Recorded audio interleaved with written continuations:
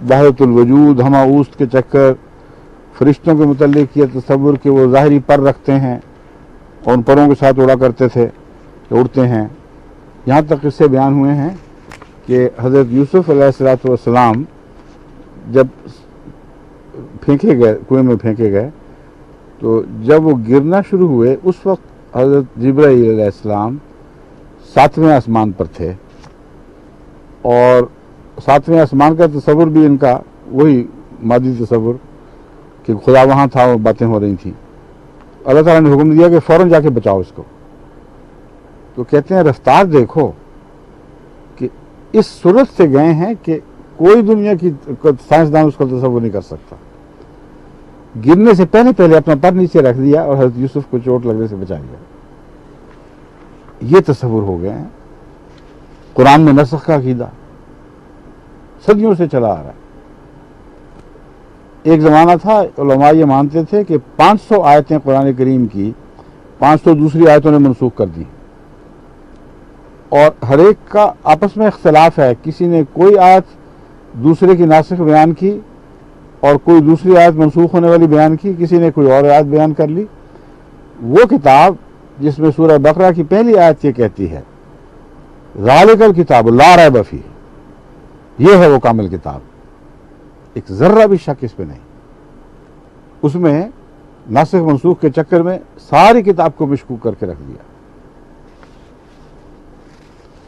یہ عقیدہ بنا لیا گیا کہ قرآن کریم میں 10 پارے زائد تھے، 30 نہیں تھے، 40 تھے. اور پھر یہ عقیدہ بنا لیا گیا کہ وہ چونکہ حضرت علی رضی اللہ تعالیٰ عنہ کے مناقب میں تھا، اس لیے مسلمانوں نے، یعنی سنی مسلمانوں نے، حضرت عثمان رضی اللہ تعالیٰ عنہ وغیرہ نے اسے کاٹ کے الگ پھینک دیا، اس کی طرف توجہ نہیں کی. اور بعض کہتے ہیں لکھنؤ میں، بعض کتب خانوں میں ابھی تک موجود ہے.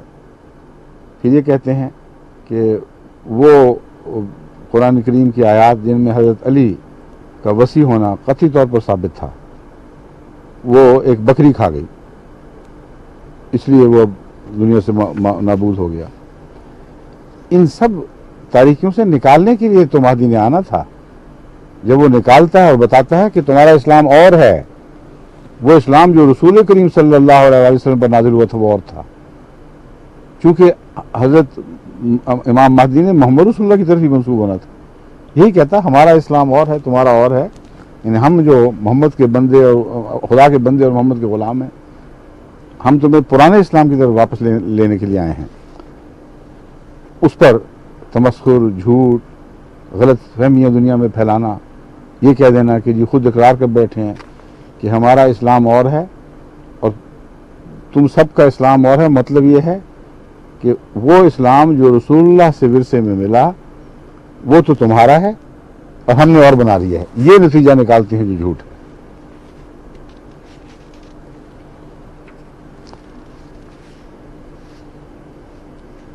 ایک نورتن رسالے میں اہل تشیع کا یہ بھی عقیدہ لکھا ہے کہ قرآن کریم دراصل حضرت علی کی طرف نازل ہوا تھا.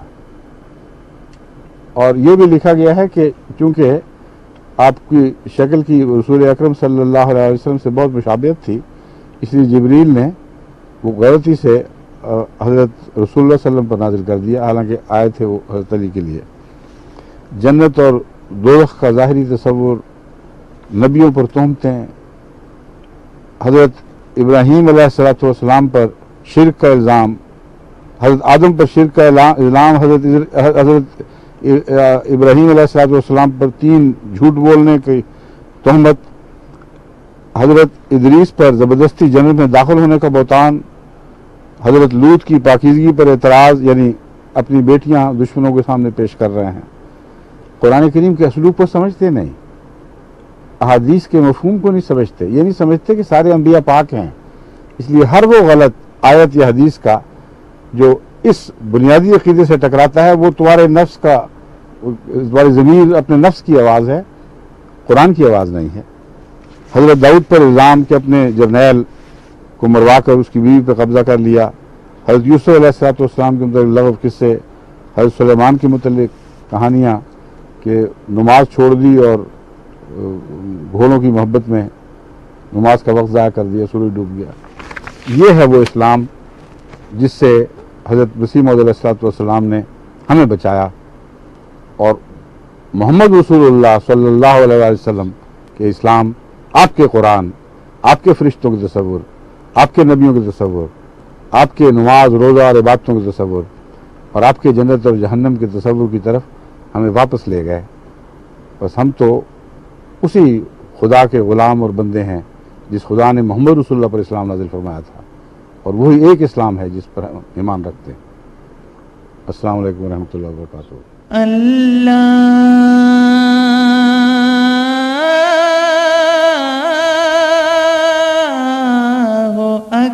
MTA International, reaching the corners of the earth.